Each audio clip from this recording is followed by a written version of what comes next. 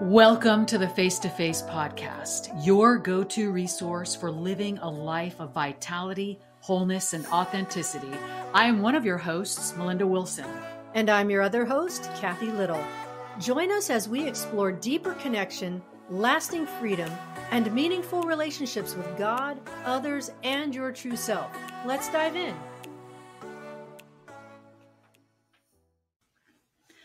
Hey, everyone. Welcome back. Hey, I'm curious how many of you noticed, if you listened to the opening, if you noticed something different. Very subtle, but different, because there's some changes happening around here. I think that many people know that we launched the Emmanuel Institute, got 32 Yay! students in level 1 right now. We're super excited about that. And we will run it again in September and October. So hopefully some of you will join us. But we also have another change that has been brewing for, I don't know, A while. 3 or 4 years, actually. And I think it's a really good change. And we wanted to tell you about it really quick before we introduce our guest. But what have we done with our ministry name? We are still face to face because that is really at the heart of all that we do and who we are. But we've taken ministries out of the title and replaced it with network. And there's a couple reasons for this, and I'll explain the network part, and Kathy can explain why we took out ministries. And network, what is a network? You know, we think of network of a lot of different people connected or places or things. A network, you think of like, oh, catching something in a net where everything is being brought together or they're connected in some way. And so like, oh, you're on the Verizon network or you're on the AT&T network. And so everyone's connected to a particular centralized place. And so that is a primary reason that we've changed, is because we are a network. We're a community. We help draw people together and invite everybody in. Everyone is welcome. And sometimes the word ministry connotes that not everyone's welcome because, Kathy. Well, I want to back up that the whole network thing, it's actually the connecting of people and also housing a couple of different things, because we actually have the Emmanuel Institute, we have the podcast, we have Dash Away Weekends, and it's all kind of under the umbrella. So we are all connected. It's the network is covering those different things. And you know, our vision is to see healthy, healing communities established all over the world in every nation. That is a big dream, but helping people heal is a way to help that happen. And so that's the whole purpose of who we are and the podcast and all sorts of things. And I love that you said that, because I brought the more philosophical aspect to it and kind of forgot total admission that I was forgetting the technical aspects, that we have these other pieces of our organization so that we're this more of an umbrella organization rather than just one thing. But I love both the technical aspects, but also the philosophical or heart aspects of just seeing it. And it also reminds me, Kathy, of years ago when we first started doing the podcast, where I had this vision of people linking arms together. Yes. And then when we interviewed Betsy and Chester Kilstra of Restoring the Foundation, she had that same vision. And it's not a conquering, it's a coming together. Yes. That's supporting each other, supporting uniting one another. And we're just coming together. We're not trying to rope anybody in, but we're saying everyone's welcome at the table. Would you like to link arms with us? And so that more accurately network more accurately describes our heart and what we're doing, continuing to go forward. Yeah. And the whole thing about ministries, you know, that's kind of where we started, face-to-face ministries. And let's be honest, there's a lot of people that have experienced wounding and hurt from ministries, churches, church hurt, spiritual leaders. We've interviewed, as recently as a few episodes ago, Michael Sullivan talking about some of the things that happen in Kansas City. These leaders are being exposed for abusive situations with people that are under their leadership within their ministry. And we felt like the word ministries was more exclusive than inclusive.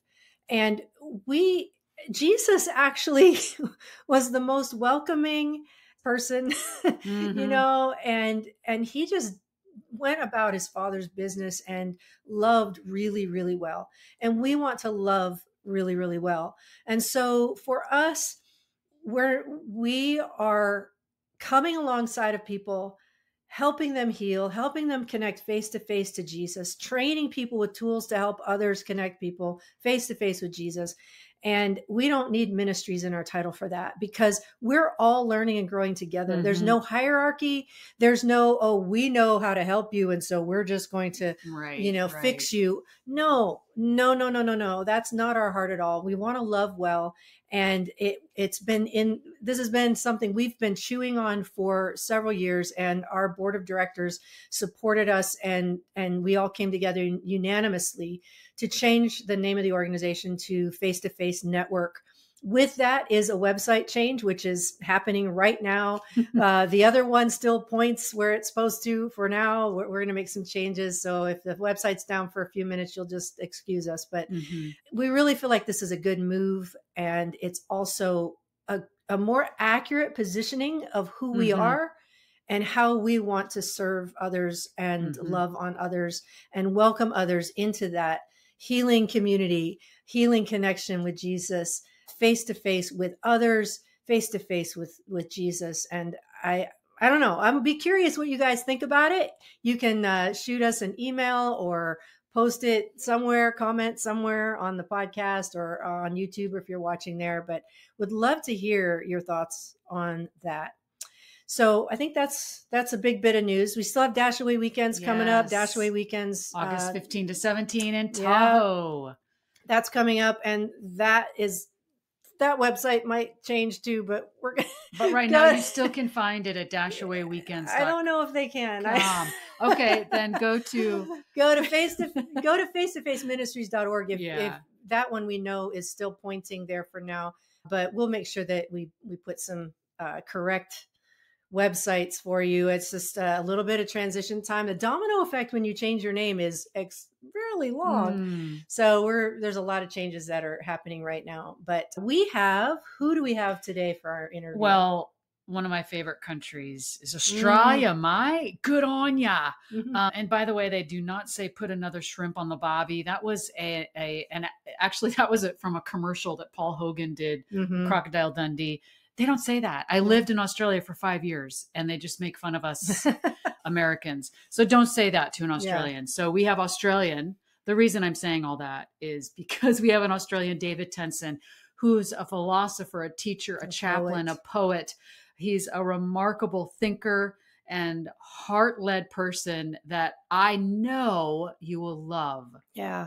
We got this one in 2 parts, but they're both fat parts. We got 45 minutes. It's some good stuff. Really, it's delicious. Really. It's a big, delicious meal that will nourish you. Yes. So we are happy to introduce you to him. We loved meeting him. He certainly had it was so wonderful, the perspective and the language that he uses to put on things. It was really a wonderful conversation, and we're happy to share it with you. So we hope you enjoy it. Well, we're so excited to have an Australian. Yes, my g'day. Everybody practice their Aussie. All right. That's pretty good. That was pretty bad. Thank you, David. But you're a kind person, David Tenson. So happy to have you.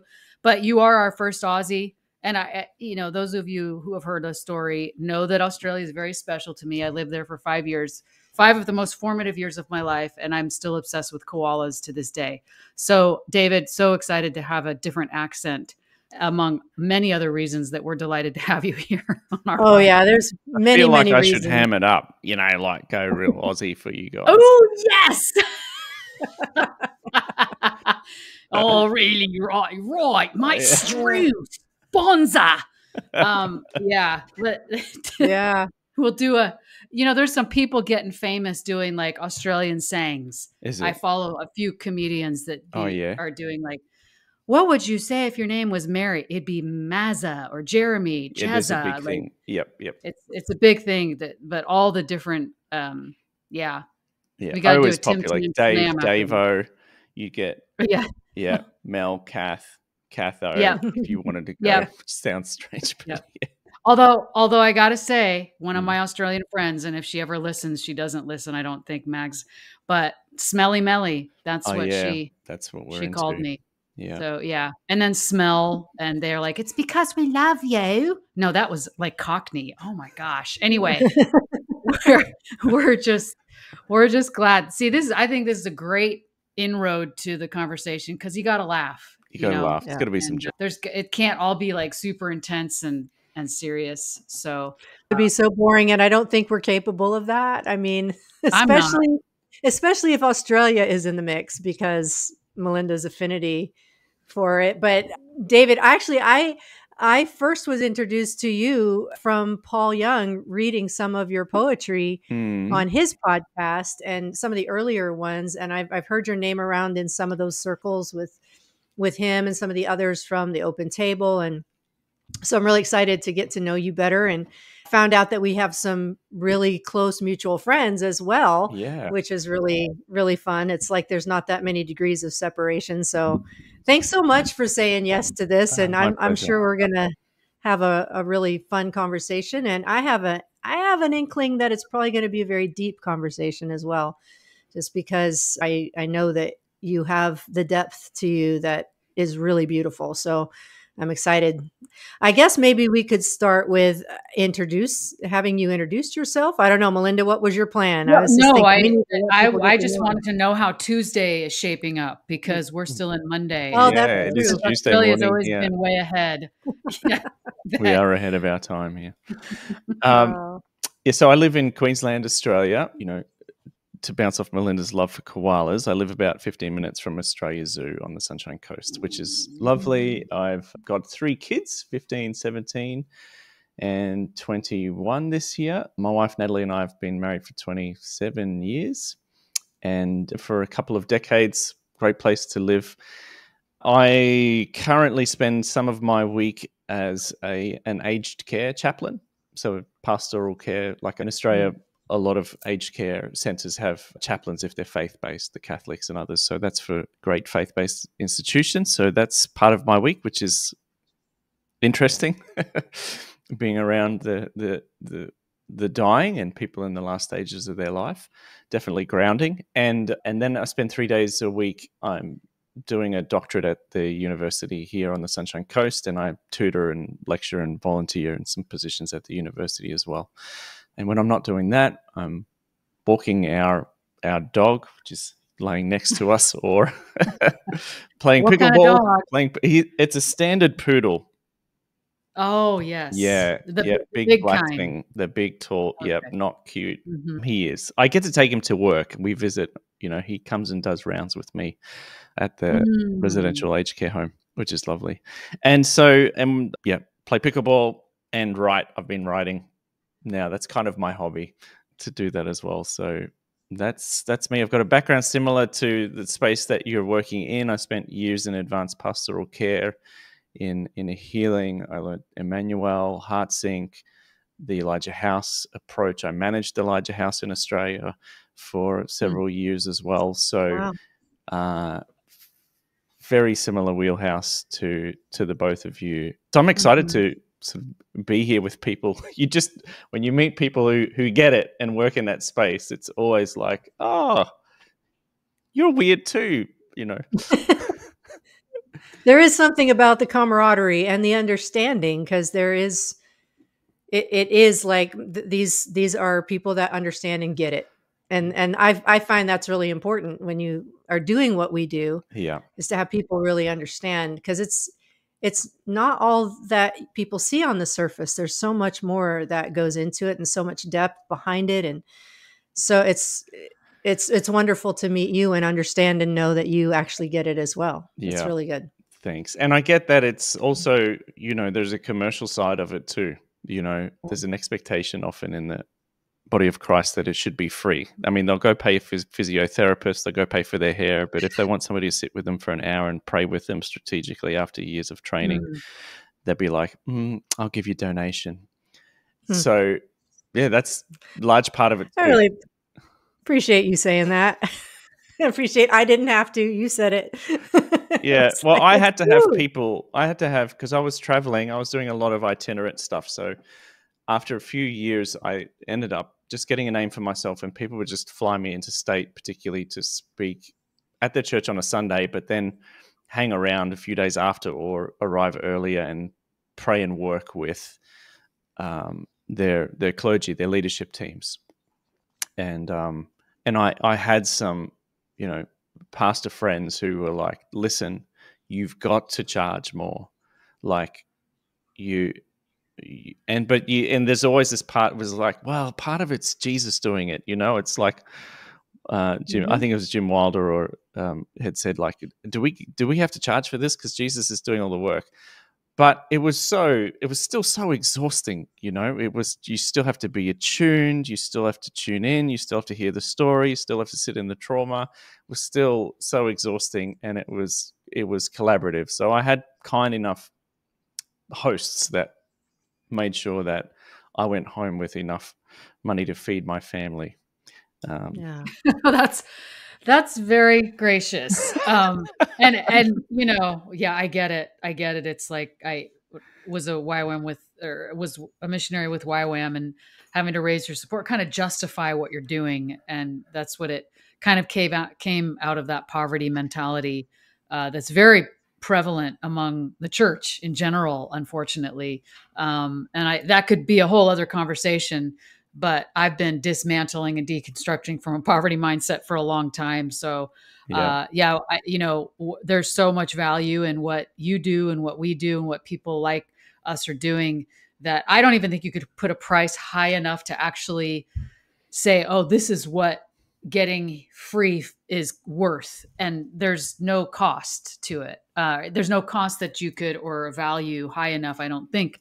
Yeah. So how do you even price that? And Yeah. I'm glad that you're getting paid what you're worthy of. Hopefully, I was. whatever When that I was even in that means. space towards the end, it was good. But I also found, as if somebody had said, the grace flows both ways. So if I would travel somewhere and minister, and there was just a generous heart or spirit, I didn't value that in a dollar sense, because from a church of 500, the offering is going to be larger than a church of 50 on the whole, for example. But where there was a generosity of spirit, there was always, I'm just going to, the healing it was just easier to work in. Mhm. There was less pushback.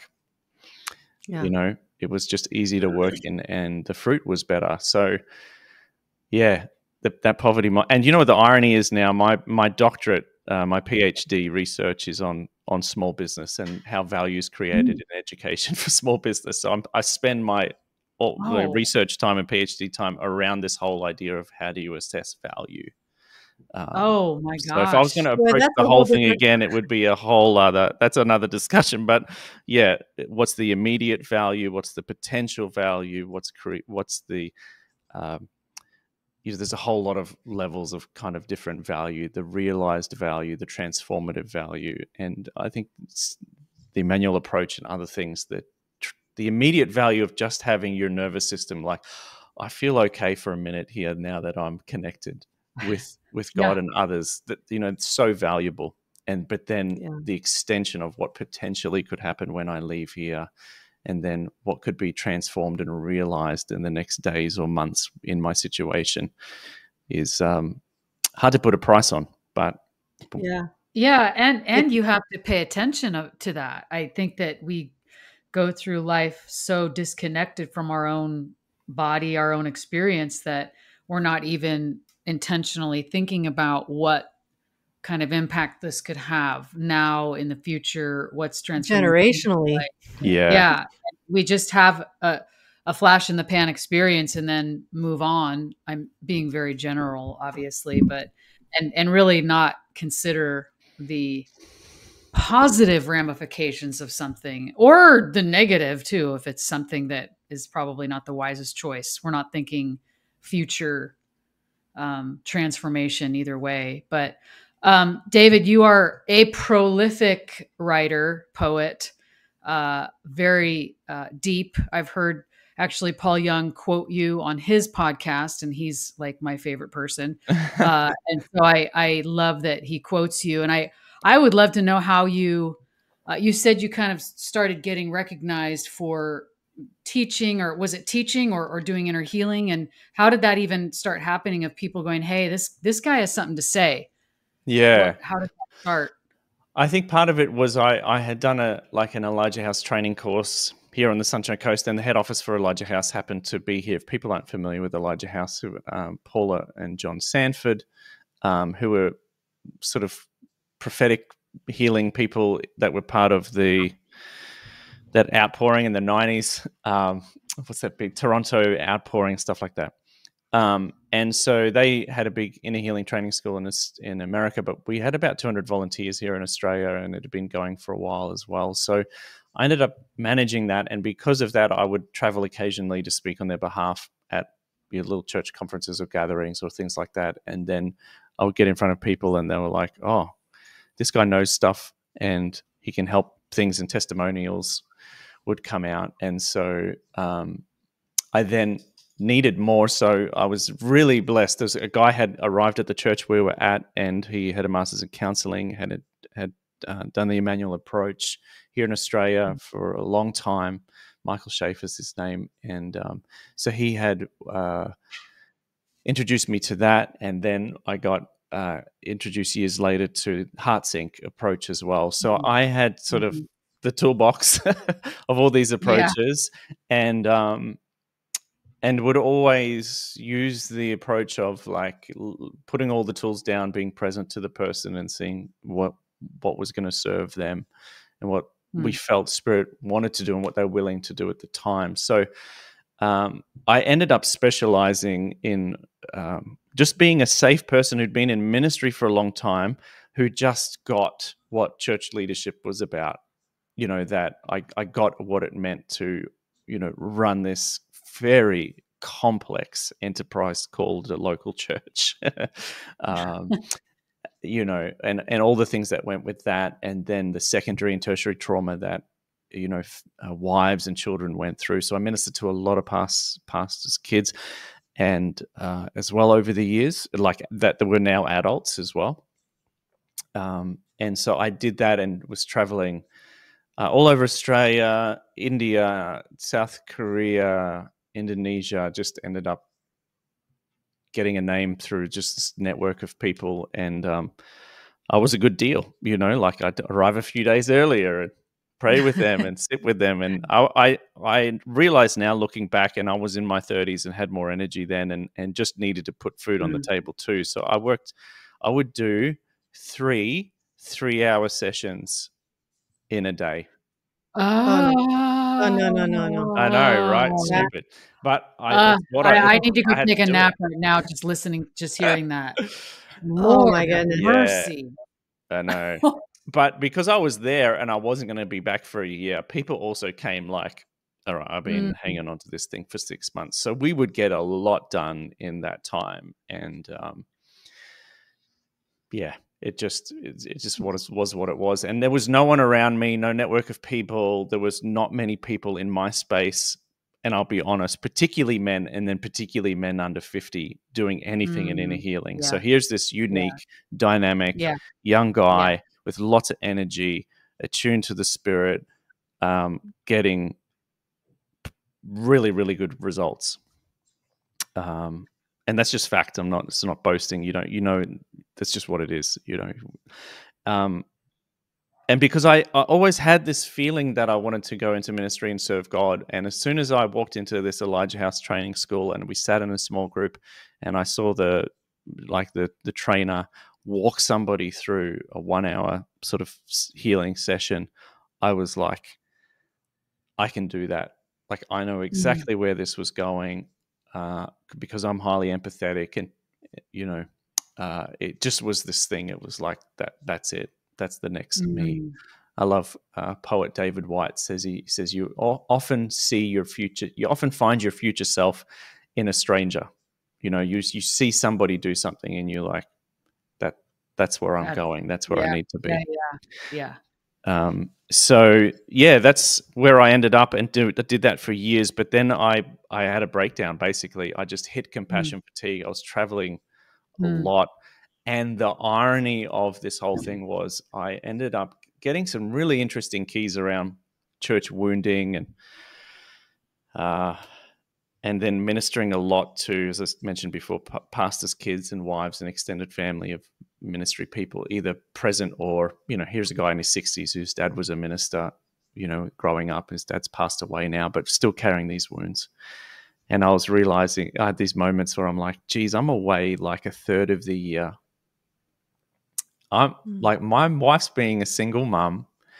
And then the spiritual attacks, like in that time, it was just tiring.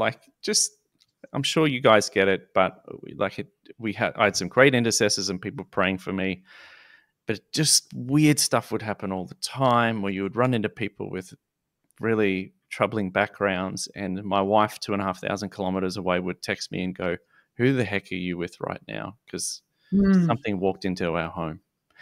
So it just that was all very tiring.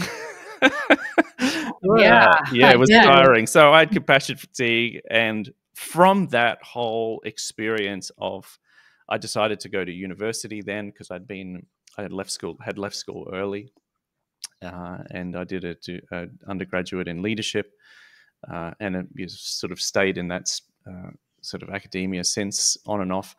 And so I had I just realized some of these things that they had thought were spiritual, and this person's got a Jezebel spirit. It's like, no, you're just a crap leader. Like you need some help here. Like there were things that were over spiritualized, and we're like, no, your leadership team doesn't have an issue. Yes. You have issues. Like you're disorganized, and anytime somebody calls you up on that. Now, it's all nice for me to say in hindsight. I never had at the time, you just took what came to you and ministered to those in front of you. But and from that, I just started writing poetry as a way to externalize and work through all those years. So that book, The Wrestle, which came out in 2020, at a good time. And Paul I'd met a couple of years before that. So when he was in Australia with my friend Gary Grant. And that's how we connected. And he's the one that encouraged me to put the book together. So I've just been writing great timing since. Yeah. 2020. Yeah. And I mean, and there's probably a lot more we could unpack there, but because you're talking about books, I love segues. But your new book, Decenter Everything, I understand it's not out yet. Is that correct? It's July 1st. You can pre-order it, or just go to my website, and I can get early copies to people. Yeah, I'm just waiting on final endorsements. Well, tell us about, because just listeners, just think about it for a second. Decenter Everything. Okay, some of you are thinking, "Oh my gosh, it's an interior decorating book." So I've got to the things that are center, they need to be they need to be asymmetrical. Decenter everything. Oh, my car needs to be moved. So tell us what you mean by decenter everything. Thank you and for letting me clarify. Everything, and what does decentering mean? Look, it is a provocative title. Knowing that you guys know the life model and very well, and the life model has been probably one of the most profound, anchoring teachings that has informed my life. And I mean that without, it has informed the way that we raised our children. It has informed the way that I have looked at seasons in my life. And for those that don't know, I would love to hear from you, like the life model, because I know it's very close to you as well, but the 5 stages of the life model, how do you break them apart in 1 minute? How do you tell them in a minute or 2? We're going to let you talk, David, because okay. they hear us all the all right, time. I'll do that. Yes. I'm trying to be conversational. So no, you're good. I love it. I love it. So the life model, of course, is a multi-generational maturity psychological, spiritual developmental model that was built by Jim Wilder and whole other guys, James Friesen, other people. That book, Living from the Heart Jesus Gave You, I've recommended to so many people, and indebted to my friend Michael Schaefer, who sort of gave it to me years ago. And it kind of said, from 0 to 3, this is your job in life, to be loved, and here's what should have happened at home, and here's what the community should have done. And then from 3 to 13, you're in childhood. So infant to childhood, here's what should have happened then. You should have learned to look after yourself, be loved, look after yourself. You should have had no job. There be no pseudo-parenting, no inverted. That was your job, is to learn to look after yourself. And whenever I would teach this, I would have a picture of a mum brushing their child's infant teeth, and then by the next stage, you're brushing your own teeth. And all of this is informed by neurology and a whole lot of stuff, like what is a child capable of. Then from 13 to the time you have your first child yourself, or I would say now you're in a high creative stage of multiplication, understanding that not everybody can or does have children, but you move to a caretaking role, is what I like to say. That till the time, so from 13 to the time you become a caretaker, you are an adult stage and you learn to look after yourself and a significant others. And I always used to joke, like I got married quite young, just shy of 20, and I was still learning these things. And Natalie and I'd be watching TV, and I'd get up and I'd go make a cup of tea, and I'd walk back to the couch, and she goes, "Oh, that's for me, is it?" I'd be, "Oh, yeah, that's for you. I'm going to go make myself one now," because I was learning to take care of myself and a significant other. And so that's adult stage. And then parenting, then you've built up this capacity to, love and care for others without strings attached. And then you move into the parenting stage, and you're there till your last child is 13, 14 and becomes a young adult themselves. We sort of dismiss the construct of teenagers as this thing. It is what it is, but they're young adults. And that's the way we've raised our kids as well. And so from that stage, it's sacrificial parenting. You learn to sacrificially parent your children without strings attached. And if you've gone through all the other stages well, and you've done so in community and others and been parented well, then you finish parenting and you go on to the last stage, which is elder. And so I have been I have taught the life model stuff and introduced it to like literally thousands and thousands of Australians and others, because I used to integrate it in a lot of my teaching. I'd reference it. I'd say, go get the books, go get the stuff. I've even taught it in China. Like I was trips in boardrooms in China, crazy. And everybody got it. They go like, yeah, that's true. So decenter everything.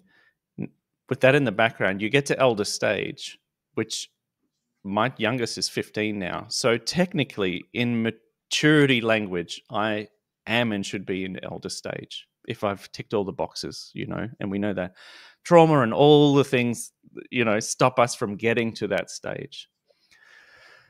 So that's always been in the back of my mind, that I'm going, when Cadell, our youngest, turns 13, I've just entered this stage. I'm still actively parenting, but this is an invitation for me to enter into the early stage of eldering. Now, as a developmental model, the life model is great, but as I went to look at so many others, whether it's Erikson's or Jung's or Plotkin's, or there's some wonderful ones that are around women's seasons as well. Jane Harding Collins, Sharon Blackie, others have these sort of stages and things that all say the same thing in developmental psychology, that we live in a day and age now where most people who are in the second half of life, sort of 45 plus, are all still stuck in late adolescence and early adulthood. Yes. Yeah.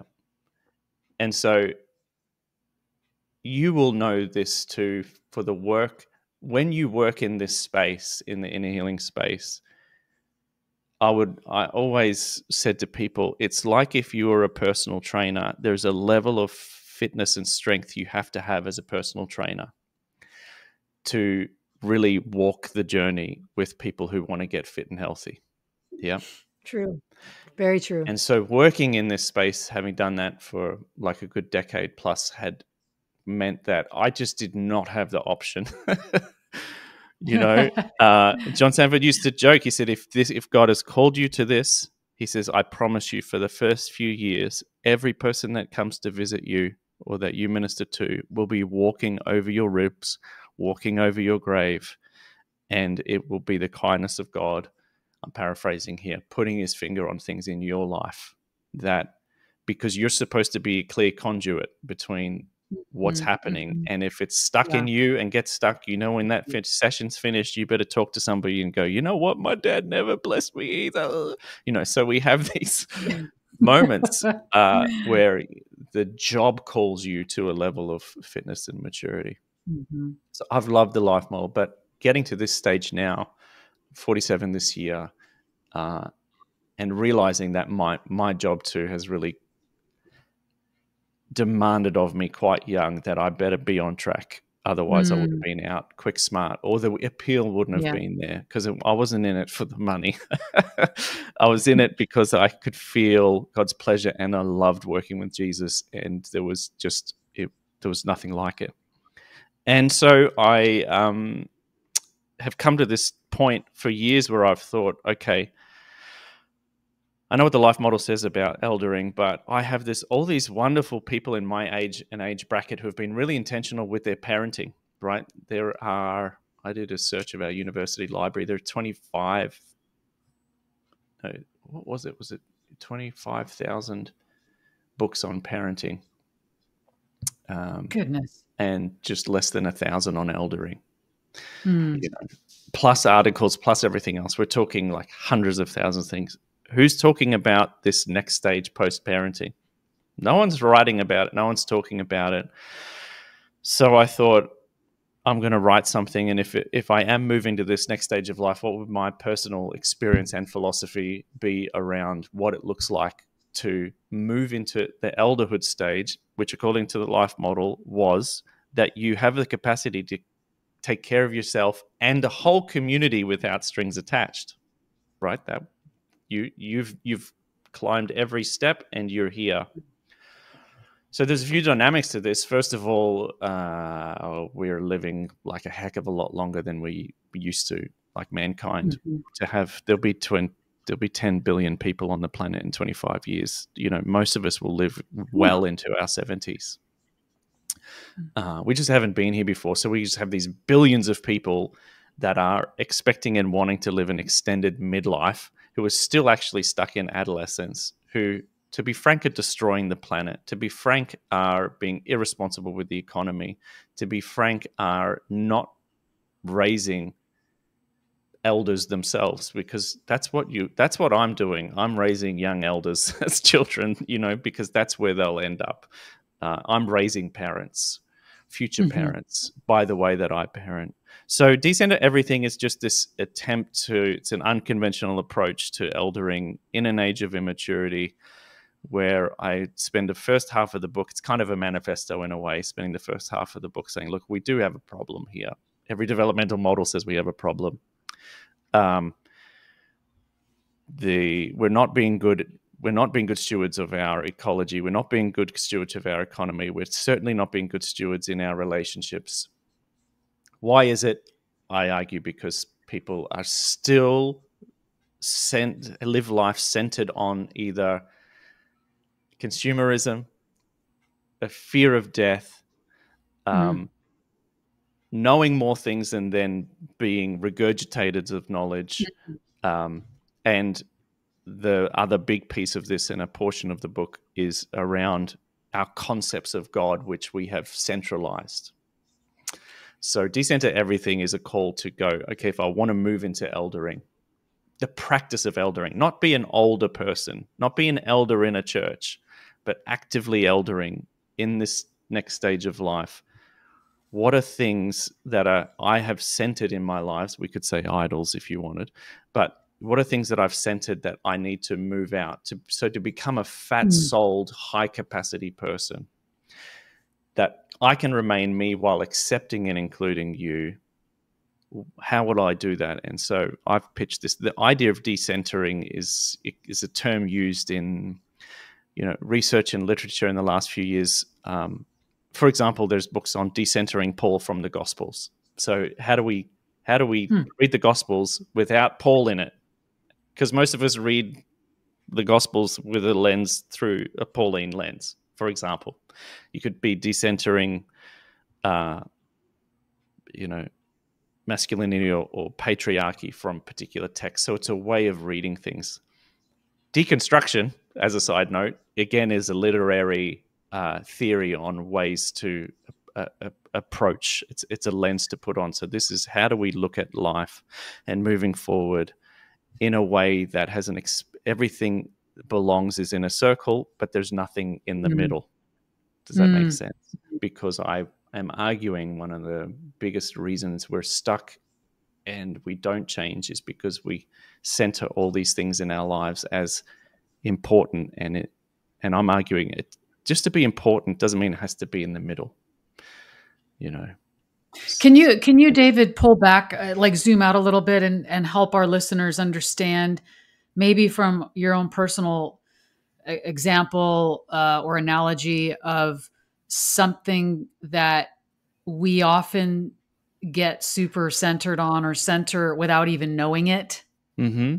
Yeah. And then how do we become aware of, oh, I've made this in the center. There's this circle, but these things are really, would you call those like golden calves? Those things that we just don't want to let go of? Absolutely. Yeah. Yeah. And we've hung on to them because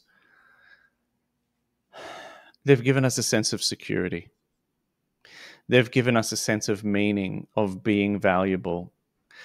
And there's a real get out of jail free card in the book too, because I explained that we're here in this point in time contextually because we went through 2 world wars. We lost all our fathers, our mothers, or we lost our fathers, our uncles, our granddads to wars. If they came back, they were traumatized, PTSD. We then thought, well, what do we do to deal with all this pain and trauma? We'll build shit, industrial age, having more is being more. And that's the world the silent generation and the boomers built successfully, very well, have been more wealthy than any generation has ever been on planet Earth, particularly in the West. Everything I'm talking about here is largely Western and white and individualistic. So to zoom out, there are things that we have centered, having stuff, achieving things, accolades, knowing particular things, knowledge over wisdom. People not accepting that one day they'll die. I mean, I work in aged care. I can tell you now, 100% of people die, and it's often not pretty. And that's again part of my job now. 30 to 40 deaths per year is just what we live with. Here's an email, this person, can you do a memorial? Can you do the funeral? You see what it looks like that stage too. And that's an eye-opener because you can see what it looks like to really go gracefully and with appreciation. And for those who have hung on and have spent their whole life living with a sense of denial that this is not happening to me and I'll live forever. No one does.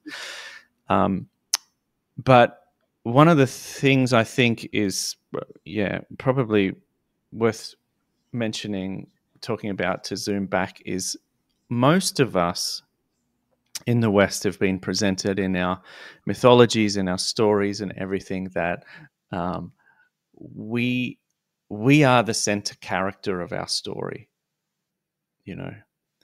That the hero's journey, I don't know if you're familiar with that hero's journey framework, that we are the hero in our journey, and that journey is the journey of a lifetime. And we'll continue to slay dragons and return and go out on quest again and again. And in part, there's truth to that. But I would argue that self-centered idea that we've been sold to in the West of keep doing great things forever is and be the center of attention forever and keep telling your story forever and keep wanting attention forever is one of the things that inhibit us from entering into elderhood, entering into true eldering. So I coined this phrase of decentric eldering, that I think the call for us is if we want to be fat-souled, large people that can really include and hold every moment before us with a loving gaze, we can't be the center of that story anymore. So you move to being the sage, you move to being the guide on the side, you move to being the person, the companion that walks beside somebody, And a conversation I have with my young sons now, I'm like, my time's up, guys. Like, I've had my glory days. Like, honestly, like, yeah, I'm done. Like, I will never travel at the same pace and do what I used to do, because I just do not have the strength. And that's the way I think God's baked that in. I'm not supposed to. I'm supposed to help and encourage people to step up into that place the same way people help me. The same way people said, David, you need to charge more, man. Like, David, you need to just take care of yourself. You need a break. Let me pay your rent over the summer so you can have a break, which people did. Elders did in my life. If everyone's on the hero's journey, there's no one taking those positions up. And I love what Michael Sullivan shared on this podcast a couple of weeks ago. He said, find a church and a community with, well, I think what he was explaining was elders, people who've done the journey, people who don't want anything from you, people who, in my opinion, are truly apostolic. Yep. They give without wanting anything in return. They invest to release you, not to retain you, not for a return. They invest to release you. And I don't think you can do that while you're at the center, your knowledge is at the center, death's at the center. And the big one I say is that God is at the center of that story. I think if we hold a construct of God at the center of our lives, we miss the point, because we've been fooled into believing that our construct of God is God. Okay, talk about that. Okay. Maybe that's a break, right, Kathy? Yeah, that's a great thing. So everybody stay tuned for part 2. This is, you just dropped a bomb there, and I'm glad you did. All right. So good. But yeah, maybe we'll just transition and move on into part 2. So everybody's going to have to be on the edge of their seat for that one. Thanks so much for listening. We do have part 2 coming up, y'all. We do have that coming up in 2 weeks, and we're excited for you to catch the rest of that conversation. And since most people never listen to the bumper at the end, hey, if you enjoy this, would you please leave a 5-star review? It's been, I think, like 2 years since we got any stars. So it helps other people recognize and see this, the algorithm stuff. So do us a favor. That will help us to leave us a 5-star review on iTunes or Spotify or whoever you listen to the podcast on. But thank you so much for being here. We really appreciate you. We love you. Thank you so much. Thanks so much. We'll see you next time. Thank you for joining us on the Face to Face podcast. For more resources and information, please visit face2facenetwork.org. And if you enjoyed this episode, please leave a 5-star review. It helps others discover tools for deeper connection and lasting freedom. We will see you next time.